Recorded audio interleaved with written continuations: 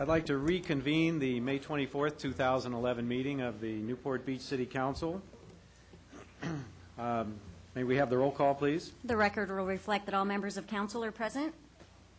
All right. And Minette, do we have a closed session report? Thank you, Mr. Mayor. The only item that we are reporting out of closed session is that council authorized staff to initiate nuisance abatement proceedings. And that's it. Thank you. All right, fine. We will stand for the Pledge of Allegiance led by Councilmember Rosansky, and for the invocation by Melinda Blackman from the Harbor Christian Church. Actually, Mayor Henn, if I could ask the Scouts from Troop 90, maybe they would come up and read the Pledge of Allegiance for us. I think that's a splendid idea. They're visiting tonight. They're earning their citizenship in country America. You can do it from down there, guys. Gentlemen, why don't you lead us? I pledge allegiance to the flag of the United States of America and to the republic for which it stands, one nation, under God, indivisible, with liberty and justice for all.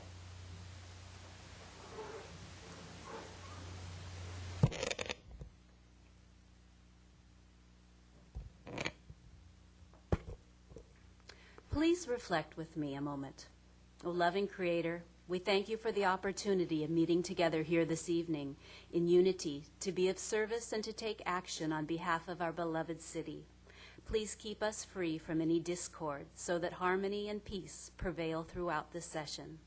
Please bless these members of our community. May they return to their homes with renewed enthusiasm and dedication to the high principles and goals of our city. Grant us wise judgments in all undertakings tonight that will lead our city forward. Thank you for your guidance. Amen.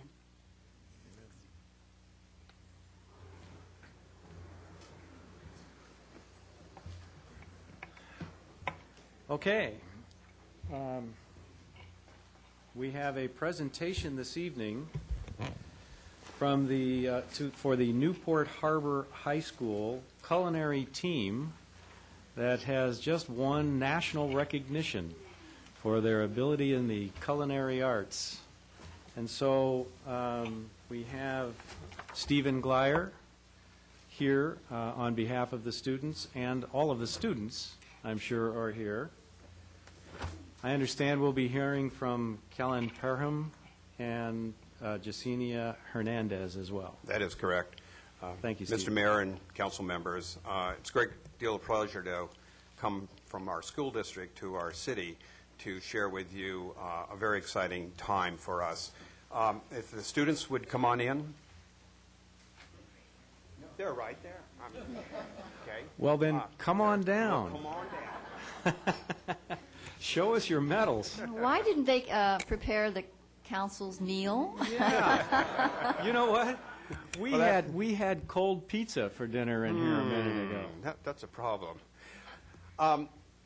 Career Technical Education, we call it CTE by its acronym, is an important part of our education system that is actually gaining a great deal of momentum, because most people are recognizing that just going to college and not thinking about what they're going to do beyond that is a very limited vision.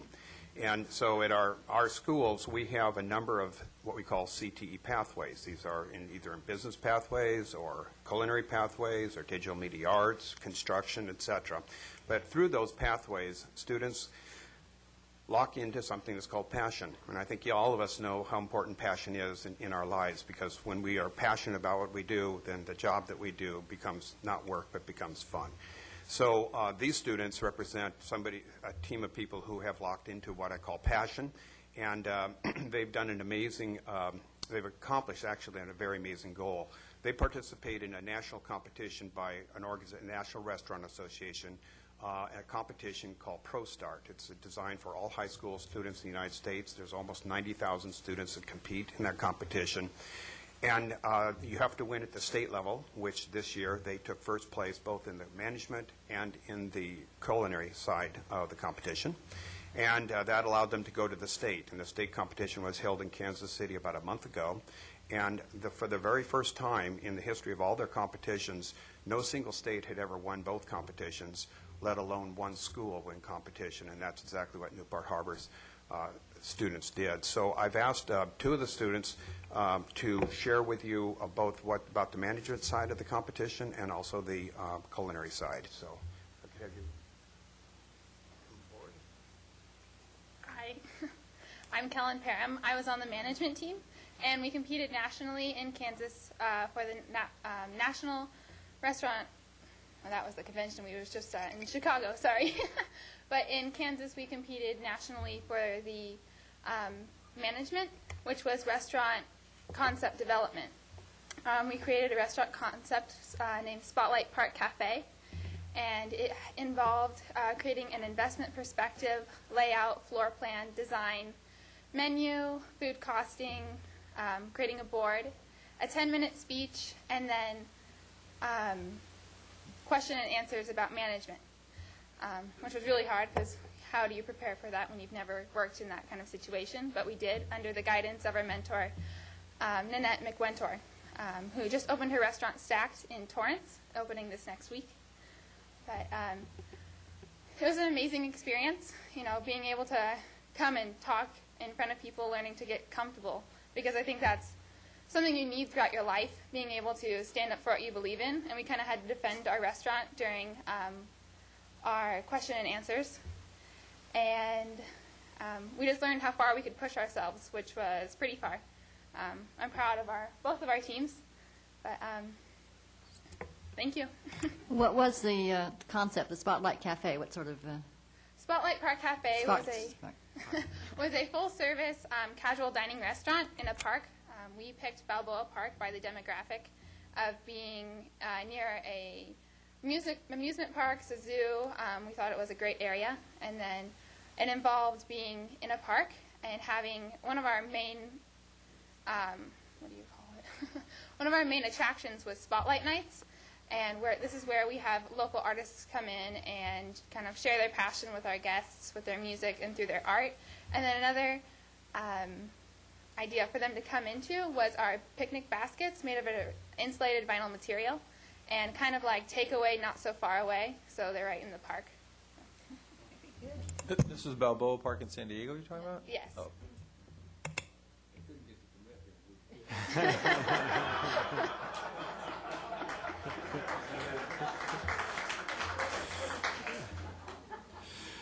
Very good. Thank you so much, Thank Kellen.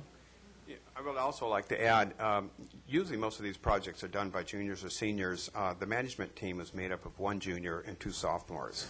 And to win national competition at a sophomore level, they are really propelling themselves to, I think, a great career. So, Jason? My name is Jasenia Hernandez, and this is my second year on the culinary team. Last year we won first place in state and management, and I was actually on both last year. And we won third in the nation last year, but this year we basically took it all, and it's just an amazing experience, especially because we're getting a huge glimpse into what the industry is going to be like, and getting the chance to work with chefs and just being in that environment is really amazing. We got to show everybody what we have and what we're basically made of, because people don't really expect things like this from high school students. And we had to make a 3-course meal in an hour with 2 butane, like the camping burners, and no running water, no electricity, and a 10-foot space with 2 8-foot tables. So it was a challenge, but we overcame it and won. So, yeah. What was the menu? Our appetizer was seared scallops with braised bacon, a braising juice, microgreens and blood orange. Our main entree is a spiced filet mignon with Parisian scooped potatoes, a red wine reduction, and sautéed vegetables. And our dessert was rosemary black pepper chocolate mousse with chocolate cake, passion fruit cream, and it had toffee in it as well, and it was decorated with white chocolate. Yeah. Yeah, it was really difficult. You could definitely cook for our council next 2 weeks. I feel even worse about that cold pizza now. Well, I look forward to seeing you all on Top Chef one of these days. Thank you. Top Chef, Iron Chef? Oh, when we were in Chicago this past weekend, we got to work with Richard Blaze, who was the winner of Top Chef All-Stars, and we also got to work with Tom Colicchio, which is one of the head judges of, or we actually just got to meet him, and he gave us a really great talk about what the industry is like and basically preparing us for the industry. It was a really great experience. So next time you're there, go see Rick Bayless over at Topolobampo. Yeah. You'll like that, too. Yeah. Okay. You Thank kids you. are just absolutely great. We do have some items we're going to leave with you. We made a DVD of each of the teams that we shared at our board meeting that really highlights what the competition looked like and then the announcement of the winning, and it was really fun to do. They all signed the cookbook that we are providing to each of you for recipes from Newport Harbor. And then we have the book that came out of the National Restaurant Association event this weekend. That was a pretty powerful weekend. They had a $300 a plate dinner that they honored the students at. They all expense paid flight to Chicago to spend the weekend with them. And the National Restaurant Association gave out $1.4 million in scholarships to the top winning teams. And of course, the top teams, first place, they got a lot of scholarships. So it's really high honor, and we're really glad to have a chance to share it with you. It's an amazing accomplishment, and I have some certificates for you, so I'll come down with those, and maybe we'll take a picture.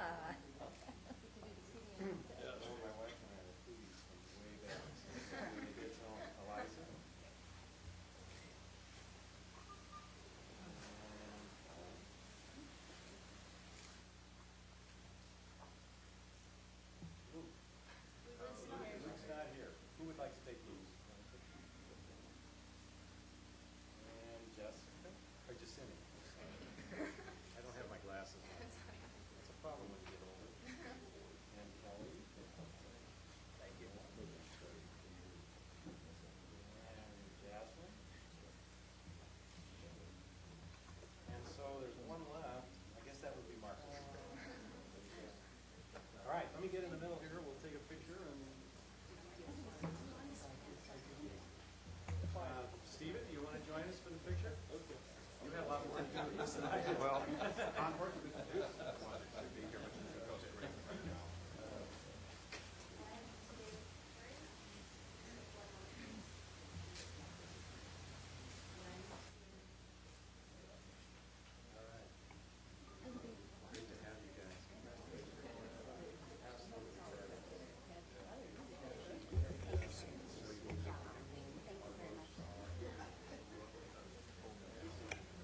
Mr. Mayor, before you're able to get back to the dais, if I could make a comment. I had the opportunity of witnessing this program from its inception about 10 years ago, I guess. When you talk about a passion, Janet Dukes, at that time the wife of a very known instructor at Harbor High, walked on the campus one day and walked through a very defunct home ec room that was used for storage and decided that it would be appropriate to turn it into a program that might benefit kids that hadn't found their passion yet anyplace else in the academic process. And she leaned on a lot of local builders to donate cabinets and kitchen equipment and professional kitchen equipment, and created the program that you see the value of today. So. Okay, that's great. What a good start to the meeting tonight. Are we ready for the notice to public? Yes, sir. The city provides a yellow sign-in card to assist in the preparation of the minutes. The completion of the card is not required in order to address the council. Speakers must limit comments to 5 minutes on agenda items. The council has a discretion to extend or shorten the time limit on agenda or non-agenda items. As a courtesy, please turn cell phones off or set them in the silent mode. Now is the time for council announcements or matters which council members would like placed on a future agenda for discussion, action, or report. Councilmember Daigle? I have none. And Councilmember Curry? I have none. Councilmember Selich? Well, it's that time of year again. The Balboa Island Parade, the only parade I know of where the parade participants are longer than the parade route. It's going to be June the 5th, 2011, from 11 in the morning till 2 in the afternoon. The bridge closes at 10:30 in the morning. The theme this year is Balboa Island, the Spirit of America. It's a island tradition. There's going to be kids on bikes, island dogs, decorated golf carts, floats, vintage cars, Keystone Cops, marching bands, local dignitaries, your fellow council members up here. And it's the island way of welcoming summer. So again, it's Sunday, June the 5th, 11 to 2, Balboa Island for the Balboa Island Parade. Very good. Councilmember Hill. I have only a personal item to get myself out of some degree of trouble. Tonight is my wife's birthday, and I am not with her, so I would like to wish my wife, Linda Hill, a happy birthday. Her 39th, no doubt. Councilmember. No comment. Rosansky. Nothing, thank you. And Mayor Pro Tem Gardner. Yes, the day before the Balboa Island Parade is the Corona Del Mar 5K, so that's Saturday, June 4th. 2 weeks approximately. If you haven't started working out, you may want to go in the fun walk instead of the run. And they also have the Dolphin Dash for kids. If you want more information, you can go to the Recreation Center on their website and get the sign-up sheet. Very good, thank you. I have several announcements, starting off with Relay for Life, which was completed this last weekend and turned out to be a fabulous success. They had 51 teams entered, which was a new record, including Council Critters was there. And, of course, once again, supported so well by our staff at the city here. And raised over $150,000 this year over that weekend, which is the best result in some time, I think, for that, and a real tribute to our citizens here in Newport Beach and the level of involvement on behalf of raising money to find a cure for cancer. So congratulations again to all those involved in Relay for Life. I was also at the Chamber of Commerce annual dinner on May the 11th at the Dunes Resort. Another example of tremendous volunteer spirit where they handed out Volunteer of the Year awards in association with the chamber work. The Hyatt Jazz Festival took place over the weekend of May the 11th, or the 13th through the 15th, I should say, and had over 5,000 participants at the Hyatt property near Fashion Island. It's one of the biggest generators of room nights and visitation here in the city, and I find that not many city residents actually are particularly aware of this jazz festival, but it's a great event with really great music. So kudos for that. And then we had the Employee Recognition Luncheon on May the 18th at Bonita Creek Park, recognizing service from our employees in the range of 5 to 40 years, and tremendous demonstration of hard work and dedication for the benefit of our city.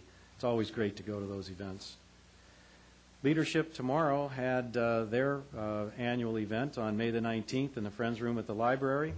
That's another great program that hopefully helps private individuals as well as nonprofits and government employees learn more about how government works.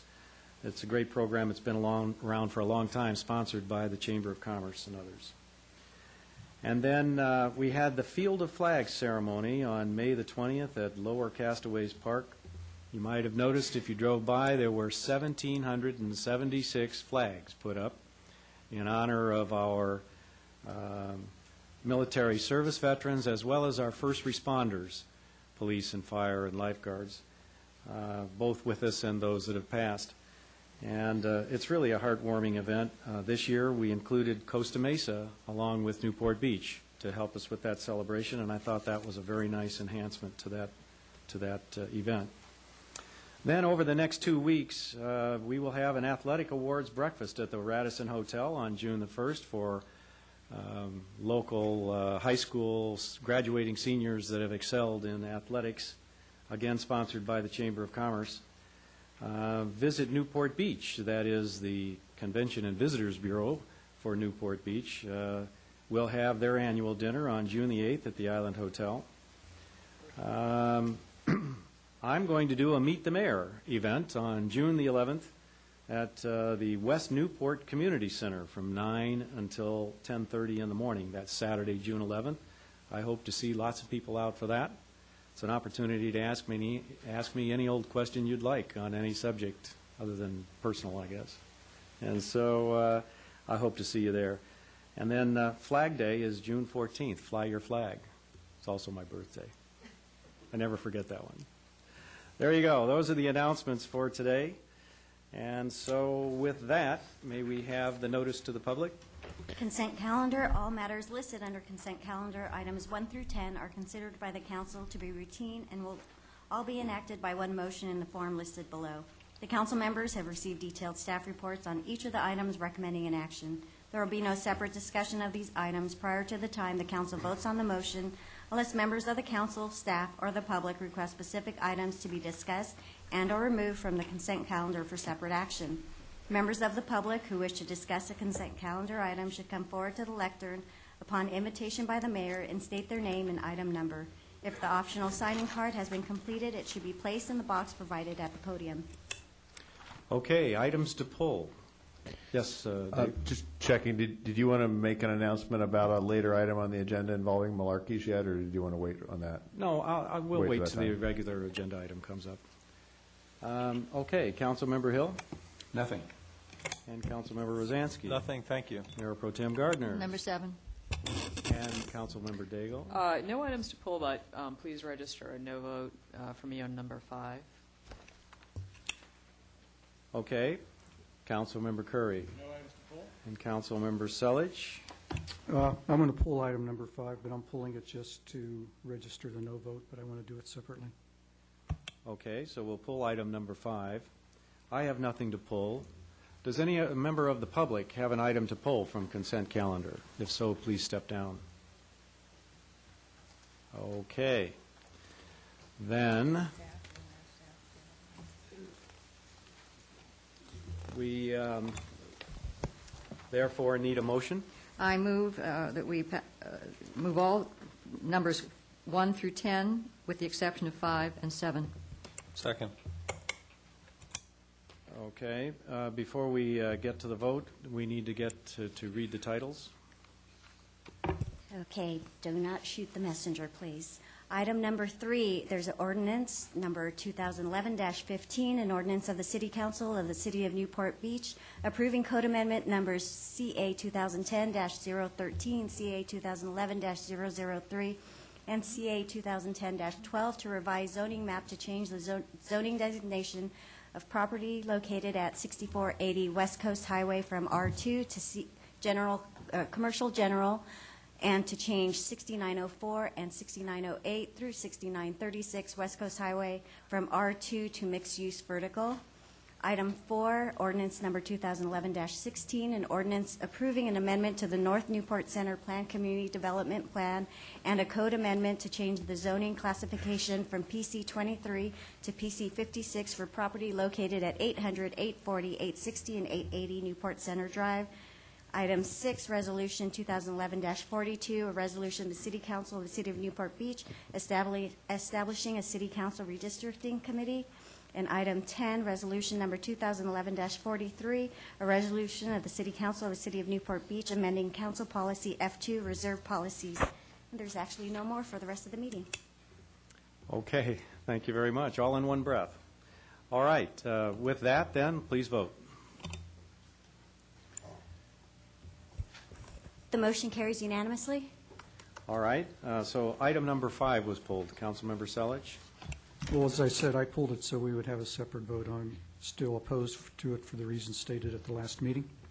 All right, any further conversation? All I move right, it. does anyone from the public wish to comment on this item?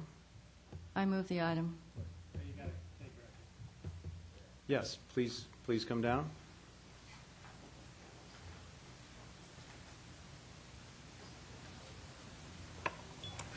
Mr. Mayor, if I could just interrupt real quick. The vote on item number 3, I believe Councilman Rosansky needs to recuse himself on because of a distance issue. Thank you, I do need to recuse So myself. we'll register that recusal then in the record?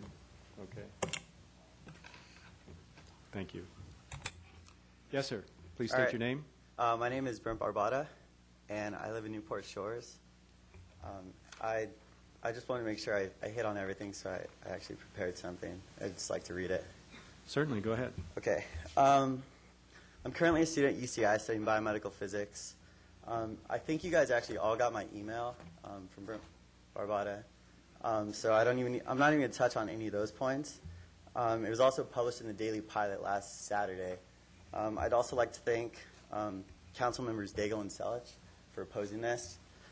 But the reason I wanted to come up here today is to remind you guys of a few things that people often seem to forget. The founders of this country wrote the Constitution with one thing in mind. They stated it in the preamble. They wrote that their intention was to secure the blessings and liberty for themselves and all future generations. I don't see how this ordinance preserves liberty at all. I only see how it deteriorates it. If the ordinance is passed, we're targeting a very small, specific group of people, and maybe rightfully so, but we'd be doing it by applying a law that will infringe upon the rest. Thomas Jefferson said, "I'd rather be exposed to the inconveniences of attaining too much liberty than to those attaining too small a degree of it." The fact is a lot of us have obligations that require us to be up early in the morning. Some of us have school, some of us have work, some of us have job interviews, whatever the case. The point is, at times we all want peace and quiet. And for the most part, especially in Newport Beach, it's pretty easy to get. There are times, though, when someone or a group of people ruin that. So the question is this. If your peace is disturbed by someone else, is it okay to make a law that prohibits the person from disturbing your peace? And even further, as a normative claim, should that law be created knowing full well that the same law applies to you if you ever disturb someone else's peace? Thomas Jefferson's answer was no. The framers of our Constitution's answer was also no. This ordinance is being sold to the public as something that will only affect a few, and it seems like it's being sold to the City Council as something that will rarely be used. The 4th of July is one of those rare occasions.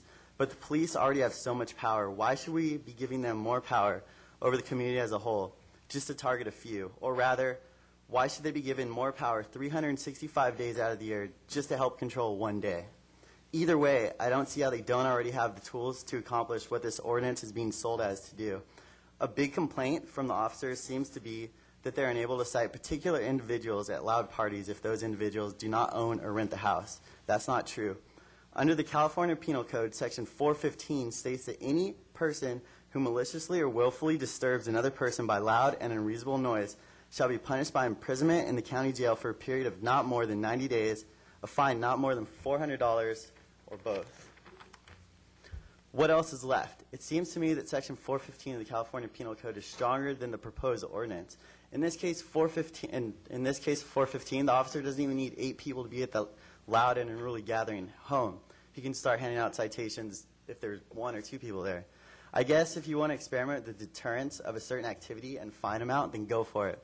I think the proposed fines are too high, and honestly, even if the higher fines deter a few, I don't see how it's going to be a few, or the few, which are being targeted by this ordinance. Another thing that bothers me about this ordinance is its possible Fourth Amendment violation. The Fourth Amendment makes it illegal for an officer to enter a house without a warrant. If an officer arrives at a house with 8 or more people and decides that the people are there who are being loud and unruly, then all right, let me just start this over. If an officer arrives at a house with 8 or more people and decides that there are people there who are being loud and unruly, then since a law is, in this point, is clearly being broken, namely the newly created law under Title 10, Section 66 of the Municipal Code, then what would stop the officers from being able to enter the house without a warrant? It seems to me that if he wanted to cite everyone on the property, then he or she would need to be able to enter the residence to do so. We have the same problem under Section 415 of the California Penal Code, but this ordinance would just make it that much easier. Under both proposed ordinance and Section 415, an officer could be permitted to enter a residence without a warrant, but it would most likely be dropped by either the police department or later by the DA in fear that the law would later be challenged by a higher court. I'm not saying that I think police abuse their given power by Section 415 or 647, which is disorderly conduct. For example, drunk in public's covered in that section. Just name 2. But I've actually seen it happen, and I continue to see it happen over and over again. I really urge you guys to stand against the proposed ordinance by either not voting for it or at least by putting it back on the table for discussion, because in its current form, it gives officers another opportunity to violate the Fourth Amendment. It's unnecessary given Section 415 in the California Penal Code, and it goes against what the framers of our Constitution had in mind. That's it. Thank you very much. Thanks. Are you a political science major or a? Biomedical physics. I thought that's what you said. Physics and philosophy. Do you guys have any questions at all? I don't think so. Thank All you. right. Anyone else wish to comment on this item? Okay, bring it back to council. There's a, did you make a motion? I made the motion. All right, there's a motion. Do we have a second? I'll second it. All right, please vote. I stand corrected. There is one more title to read. Ordinance number 2011-13, an ordinance of the City Council of the City of Newport Beach, adding Chapter 10.66 to the Newport Beach Municipal Code pertaining to loud and unruly gatherings and amending Sections 5.95.060 and 5.95.065 of the Newport Beach Municipal Code pertaining to short-term lodging units. And with that, the motion carries 5-2 with Councilmembers Selich and Daigle voting no. Okay, thank you. Item number 7, Mayor Pro Tem Gardner. Yes, at the study session, I questioned who decided it would be Los Trancos that we were going to clean up the pond. And my question is, if we pass this, is that in cement? That if we went back and found out it was the regional board or something, we said, could we do Little Corona instead of Los Trancos? Have we committed ourselves by this to only do Los Trancos?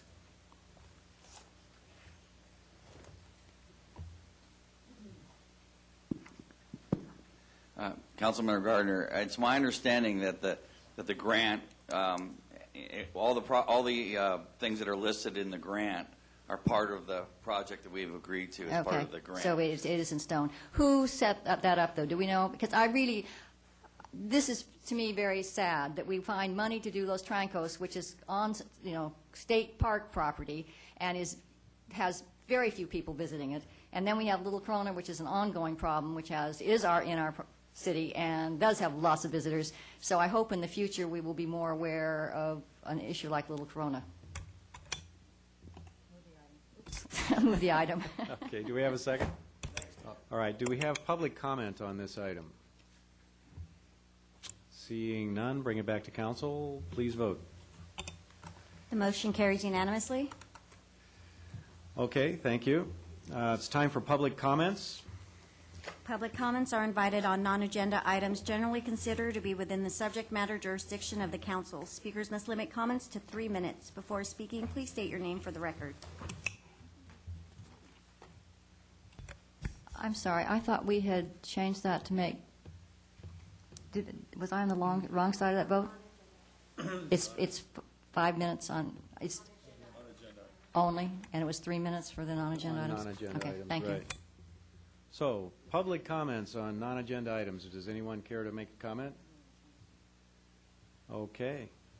Seeing none, we'll move on to oral reports from city council members on committee activities. Councilmember Hill, did you have any report? No. No, thank you. Councilmember Rosansky? None, thank you. Mayor Pro Tem Gardner? The Harbor Commission and the Coastal Bay Water Quality Committee had a joint meeting, and it was very fruitful, showing how many areas of common concerns they had and areas to explore in the future. So we will probably have future meetings with both groups, just as we've had the Harbor Commission and the Planning Commission meet, which was also very valuable. All right. Councilmember Daigle? Yes, the Citizens Aviation Committee met. The planes are still flying. It's kind of a lifetime committee there. But what was also of significance is that we had an election held for the Airport Land Use Commission. And as Senator Marietta Bergeson told me, she had enabled legislation to really increase the powers of the Land Use Commission in terms of zoning. And so Newport has traditionally held that seat, and this time we had a challenge from another city. And so we really rallied around our candidate, who was myself, and having Newport keep that seat. And Councilman Curry made a fiery speech, and the mayor sent a letter. And our strong showing resulted in just a very strong victory. And I also have to credit, Councilman Selich really did a lot to build our relationships with Irvine and other cities. We had airfare. So I think in the past year, Newport has really come a long way in our county in terms of the level of respect that other communities are giving us and recognizing our leadership on aviation issues. So I was really pleased by the result, and that our cities recognize our strong leadership on aviation issues. So thank you, and that's my report. Okay. Councilmember Curry. Thank you. Landslide Daigle, actually, I think is what we should call you after that stirring victory. As most of you know, I sit on the Association of Orange County Cities Executive Board as Vice President, and I'm very excited about the work that the cities collectively here in Orange County are doing on some of the major public policy issues that confront all of us. The first was to draft a major policy statement and paper on public pensions. And I really believe that some of the ideas that have been set forth by your fellow cities here in Orange County working together are the basis for a solution to this issue statewide that will, cease the fiscal hemorrhaging and provide the policy options that local officials need to address this issue effectively. The association has also been active on the issue of redevelopment. Now, we don't have a redevelopment agency in Newport Beach, so it's less important to us. But using redevelopment responsibly so that it does what it's supposed to do in terms of not abusing eminent domain, but providing the basis for economic revitalization in communities that really need it, and keeping local tax dollars local, which is the real key to redevelopment. The association has put forward some new guidelines that I really think address some of the policy concerns that people have about redevelopment and enable that to go forward, I think, in a much more responsible way across the state. So I'm very pleased about the partnerships and the collaboration going on with our fellow cities and what we're able to accomplish to make better public policy that all of us can benefit from. Okay. Councilmember Selledge. Well, the Building Committee had a meeting last week to review the progress on the Civic Center project. We took a tour of the site, and I'm happy to report that we've excavated down to the very lowest level, I believe, by the library, and we don't have any artesian wells or springs popping out of the ground. It's dry as a bone. So that's good news. The site is really starting to shape up. If you get out there, you can really see how you're going to enter from the library parking lot, the parking garage ramp, go up, go to the entrance coming off of Fair Lawn. The foundations are laid out for the structures themselves, the City Hall office building and the City Council chambers. The structural steel elements are starting to be delivered on site. We saw the profile of how some of the roof elements are going to look. And it's progressing very well. We're on schedule. We're on budget. I think we had one small glitch, which was about a $38,000 item, which is nothing in the scope of a project like this. We're continuing to do our value engineering. We went through and reviewed a number of items, and we're making progress on continually working on that, and that'll be a continual process as we move along every step of the way on this project. The parking structure will be complete probably in July. You'll see that go up. Then probably by mid-August to late August, the skeletal frame of the City Hall and the council chambers will go up, so the whole, you'll really be able to start seeing the structural shape of the new facility take place. So it's pretty exciting to see it moving along. Like I said, it's on schedule and on budget. I have one question. Do we ever get to look at that white thing again? I mean, it looks less and less like a sail from the designs and more like a brassiere or something. Victoria's Secret, no doubt. I'll pass your recommendation on to the architect.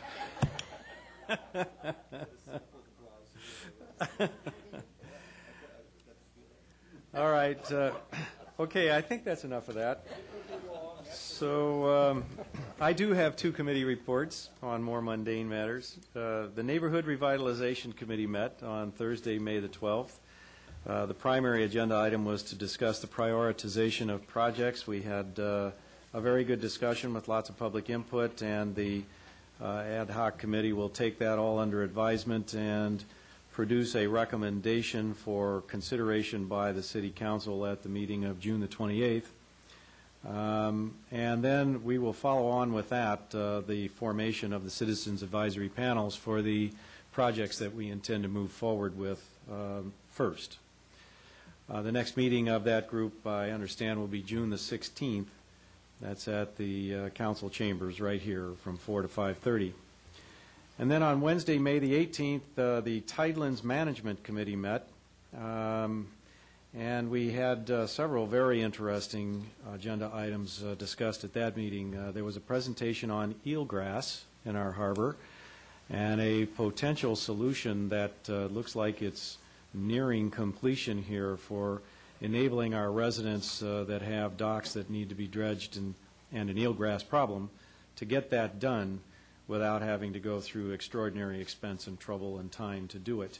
And we're hopeful that that will be in place perhaps even later this summer. And so in addition to that, we had a presentation on the Balboa Island seawall, which is in conjunction with the idea that our sea level is rising.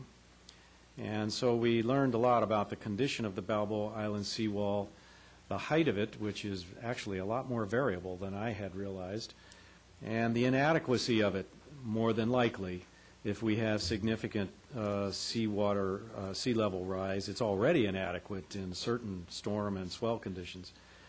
And we were all astonished at the amount of money it's going to take to really fix that altogether unless we can find some more clever solutions. Every time we turn around in the Tideland Management Group, we realize how important and what a large agenda it is for us to work through to plan and manage our tidelands to the best advantage over time. We also named the Citizens Advisory Panel for the tidelands, and Dave, you're going to have to help me here. I remember 6 names, and there are 7.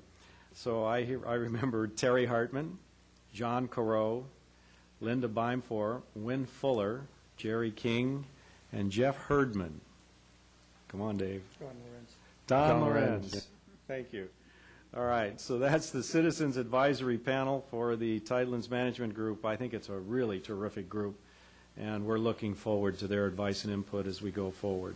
Next meeting of that group is June the 15th at the Oasis Center from 4 until 5:30.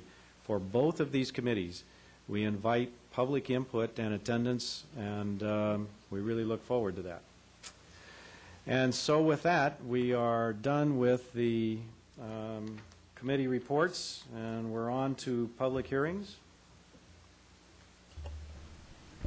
So this first item, Mr. Mayor, is the T-Mobile telecom permit, and there's a suggestion to continue that to the 14th of June. All right. Correct? We have a motion. Recuse myself, please. Second. We have a motion and a second to continue this item to a date certain, to June the 14th. Is that correct? That's correct. That's correct. Okay. Do we have any public comment on that motion for continuance?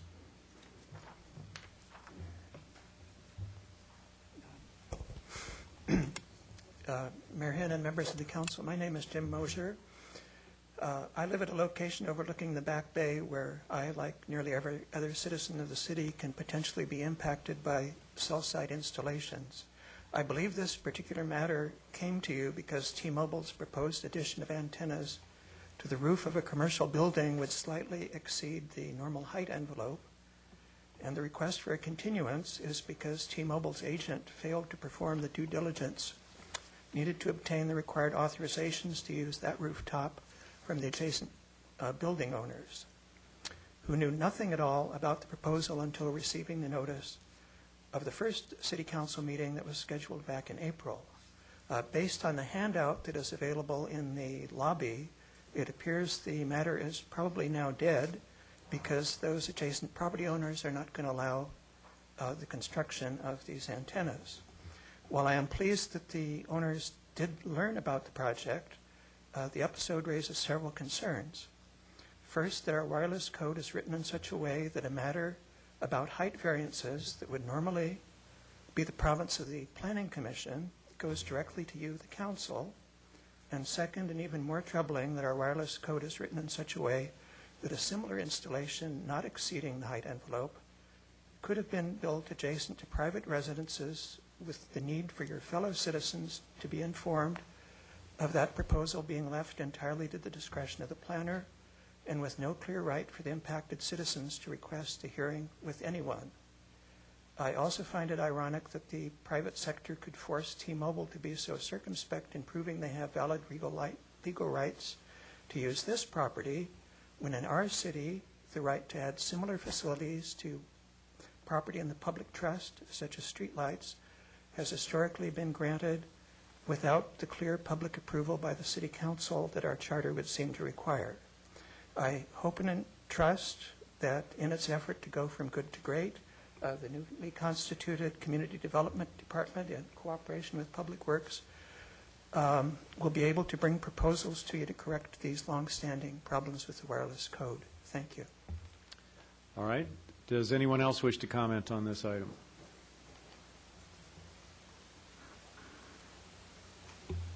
Hi.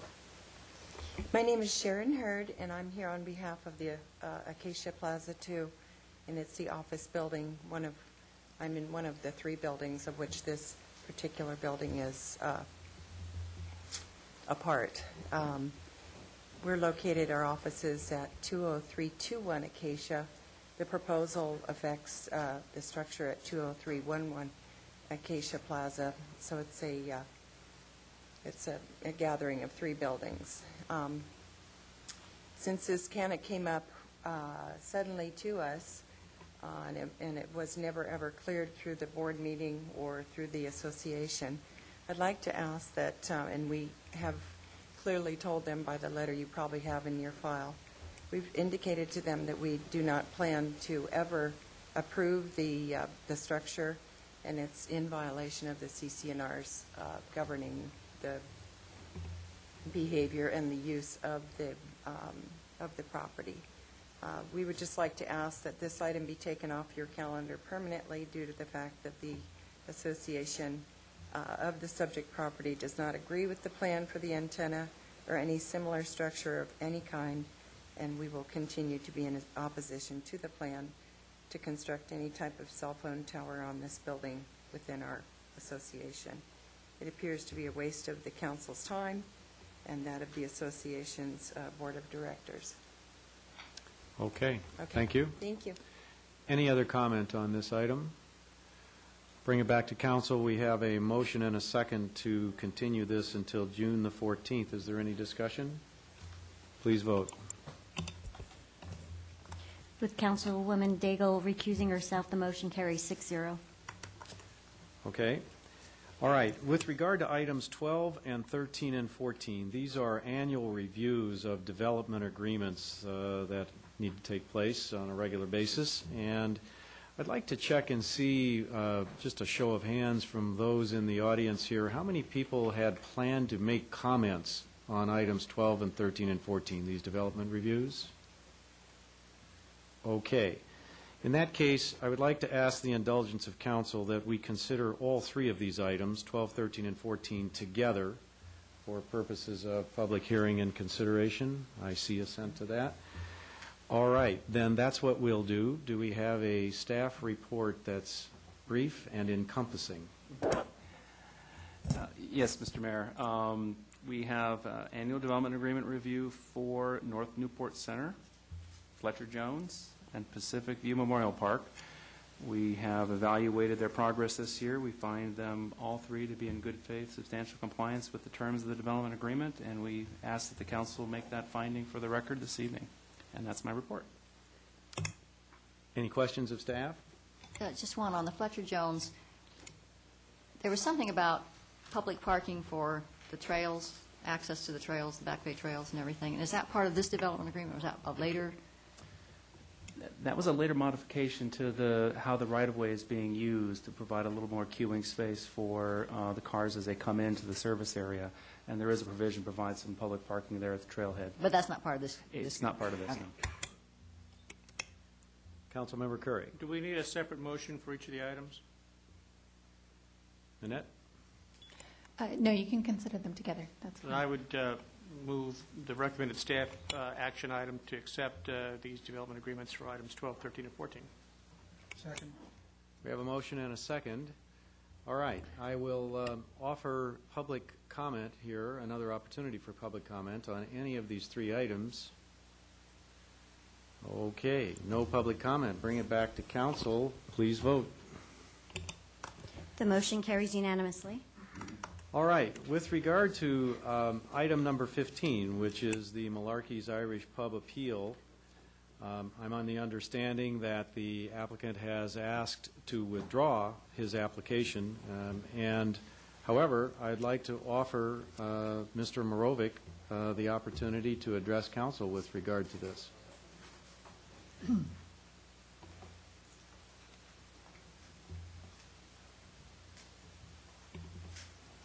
Thank you, Mayor Henn.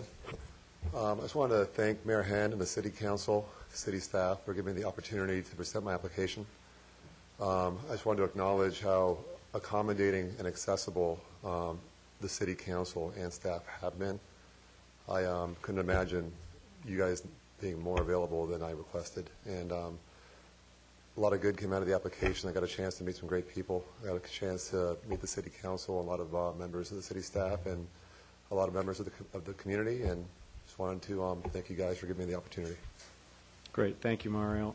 I would have to say for my part, although I regret that we couldn't arrive at complete agreement on how to proceed here, I do have a great deal of respect for you and the businesses that you operate, how you operate, and I do hope at some point in the future we can arrive at a common ground here to enable you to do the things that you were intending with Malarkey's.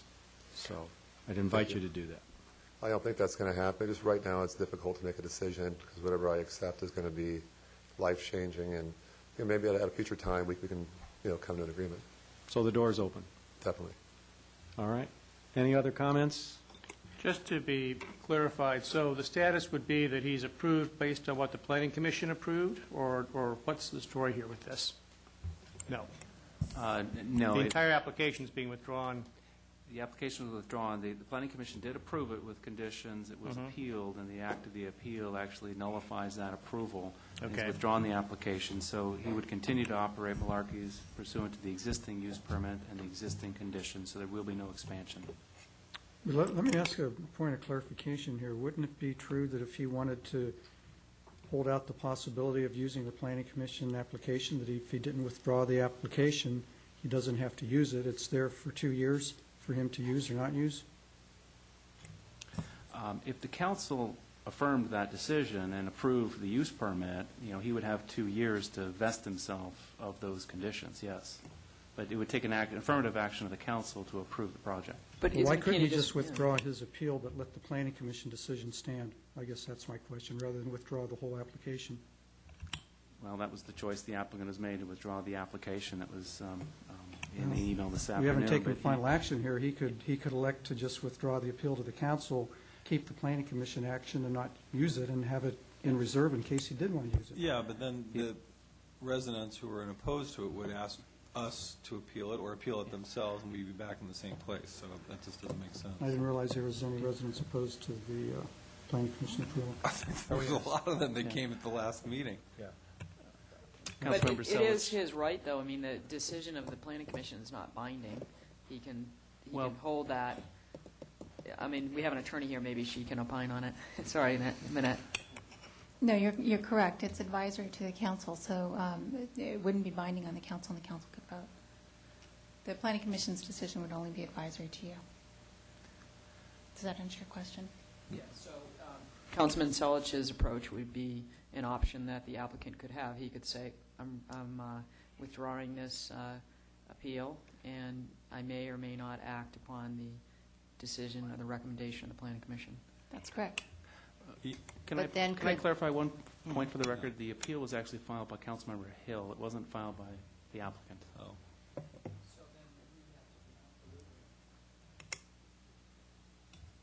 And if, for some reason, but then the appeal period is the appeal period passed, and then a resident who was unhappy with the Planning Commission who didn't appeal it because they, for whatever reason, would they still have a chance to appeal back to us if they didn't want that? Well, you follow, that was a little convoluted, but you understand what I meant. The appeal basically nullifies the action. So the action didn't occur. The use permit has not been approved, so it would take an affirmative vote of the council to approve it in order for something to happen. So at this point in time, it's withdrawn. There's no application to consider at this point in time. And you can't even withdraw without causing problems, Mario. I can't wait. Forget I ever said anything. All right. I regret it. Thanks, Ed. We'll just do a rewind here, and I'll say again, good luck to you, and, there may be another opportunity here. We'll see. Thank you very much. All right, thanks. Okay.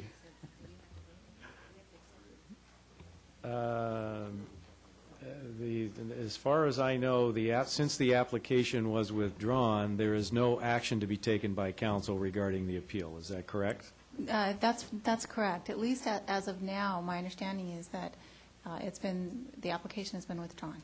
All right, so there's no action to take on the No appeal. action to take, that's correct. All right. Whew. Okay. On to item number 16, the quarterly business report. Thank you, Mr. Mayor and council members. You have before you, and the public has accessible to them, our second quarterly business report, which reflects the period of January through March of 2011. This is where we take a snapshot of the city's economic condition, both in the city with a small c and city with a big C, talking about our budget. We also go through a number of projects that I know council follows with status, some good graphics in there as well. I won't comment any further unless you have specific questions about any of these. I don't have a question, but I have a comment. It was an excellent report. I thought it was very informative, and I look forward to the one 3 months from now. Thank you. I do have a question. I just turned my page, so I have to find it. While you're looking, Thank you. I have a question on item number 3, harbor fees. So we've hired the consultant, and he's working and getting information from staff, and so when do we think this might mature to the next step here?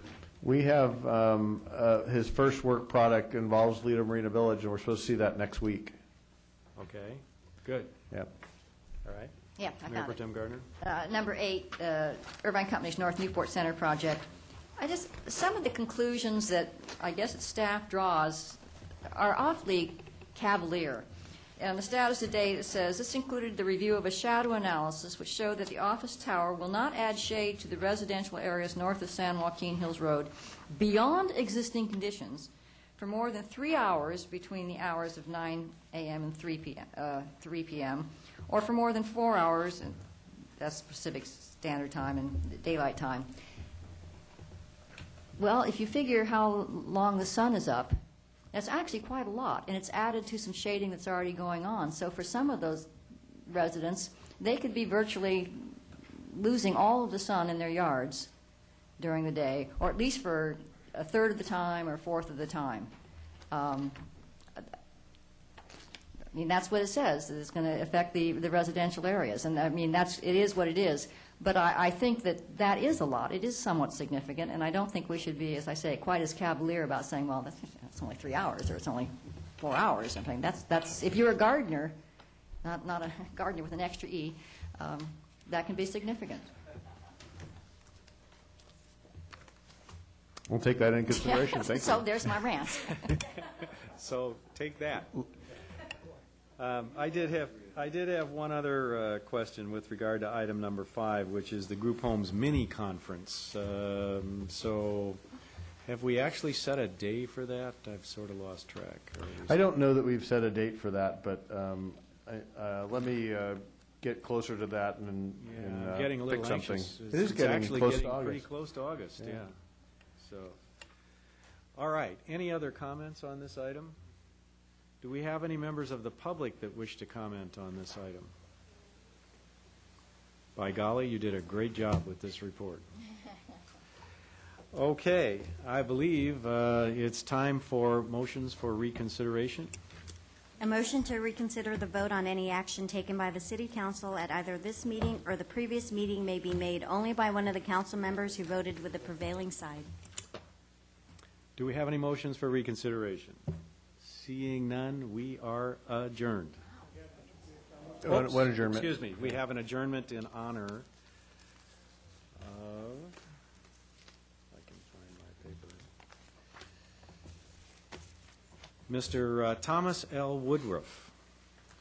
Tom Woodruff, a founding partner in the Orange County law firm of Woodruff, Spradlin, and Smart, passed away on May 17th. Born and raised in Rochester, New York, Tom was a graduate of Michigan State University and University of California Hastings College of Law. Between his undergraduate and graduate studies, he served his country as a lieutenant in the Army Signal Corps. After graduating from law school, Tom and his wife Pat relocated to Southern California, where they happily made their home until the time of his passing. The city played a key role in Tom's long and respected legal career, as early on he served Newport Beach as its assistant city attorney. He left Newport Beach to serve as the city attorney for the city of Fountain Valley.